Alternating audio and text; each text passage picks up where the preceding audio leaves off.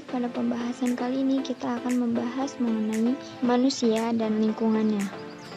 Manusia adalah makhluk ciptaan Tuhan dengan segala fungsi dan potensinya yang tunduk kepada aturan hukum alam, mengalami kelahiran, pertumbuhan, perkembangan, dan mati, dan seterusnya.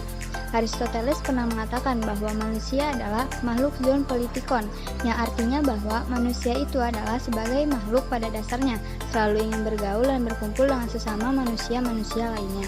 Ketika manusia lahir, pada saat itulah untuk pertama kalinya ia berkenalan dengan dunia luar, yang akan menjadi lingkungan bagi dirinya. Manusia sangat bergantung dengan lingkungan sekitarnya. Dengan demikian, hubungan antara manusia dengan lingkungannya merupakan suatu interaksi.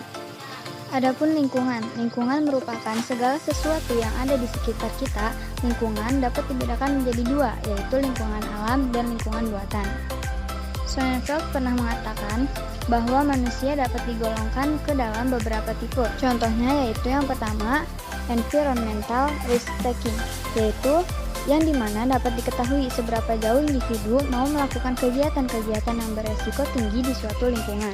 Yang kedua yaitu environmental sensitivity, yaitu yang dimana individu yang memiliki poin yang tinggi.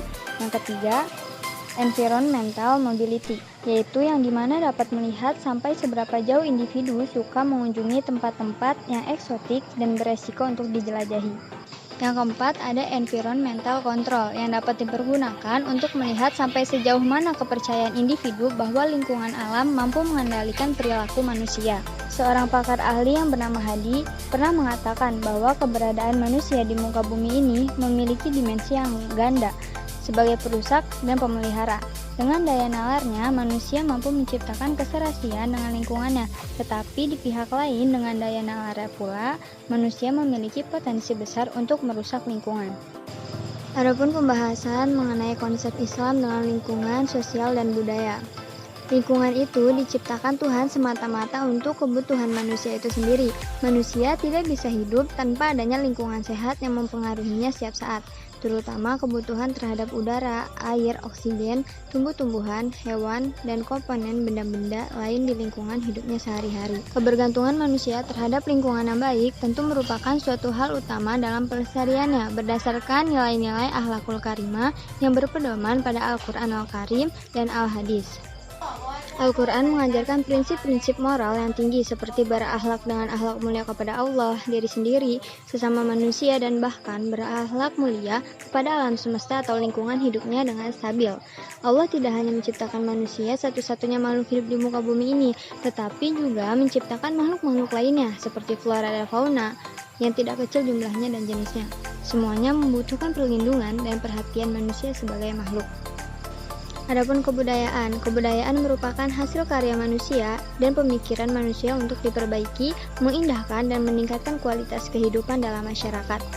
Kebudayaan merupakan gabungan dari pikiran, kata, dan tingkah laku manusia yang dimanfaatkan untuk berinteraksi dalam masyarakat sekitarnya atau lingkungan sosial. Ada beberapa sikap hubungan antara agama dan kebudayaan, yaitu yang pertama sikap radikal. Agama menantang kebudayaan.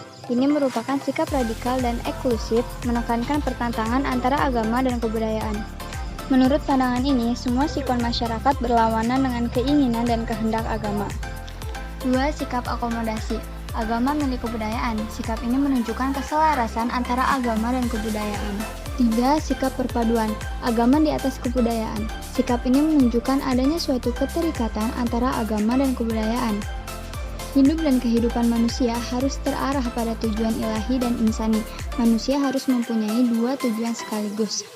Dan yang keempat, ada sikap pembaharuan. Agama memperbaharui kebudayaan. Sikap ini menunjukkan bahwa agama harus memperbaharui masyarakat dan segala sesuatu yang bertalian di dalamnya. Contoh lingkungan sosial dalam kehidupan sehari-hari. Yang pertama, ada keluarga. Contoh lingkungan sosial yang paling nyata dalam keluarga yaitu percakapan saat makan, proses meminta saran seorang anak ketika melanjutkan studi atau pendidikan, dan kejadian-kejadian yang lainnya. Yang kedua, dalam masyarakat. Kegiatan yang ada dalam masyarakat antara lain yaitu sebagai berikut. Yang pertama, musyawarah tentang kegiatan 17 Agustusan. Kedua, gotong royong. Ketiga, kegiatan siskamling di lingkungan rumah. Dan yang keempat, yasinan di lingkungan masyarakat yang sedang terkena musibah atau meninggal dunia, atau sedang tasyakuran. Yang ketiga, dalam sekolah.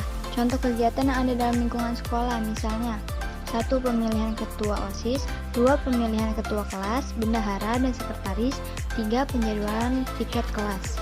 Yang keempat, ekonomi.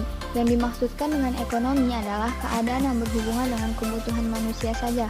Misalnya, untuk lingkungan sosial ekonomi ini seperti ketika pergi ke pasar, koperasi, sampai berbelanja di warung kelontong. Yang kelima, budaya. Misalnya saja untuk dalam budaya seperti adanya festival batik atau tari sanggar. Yang kesemua tersebut dilakukan sebagai bentuk kepedulian seseorang pada sejarah serta kearifan lokal.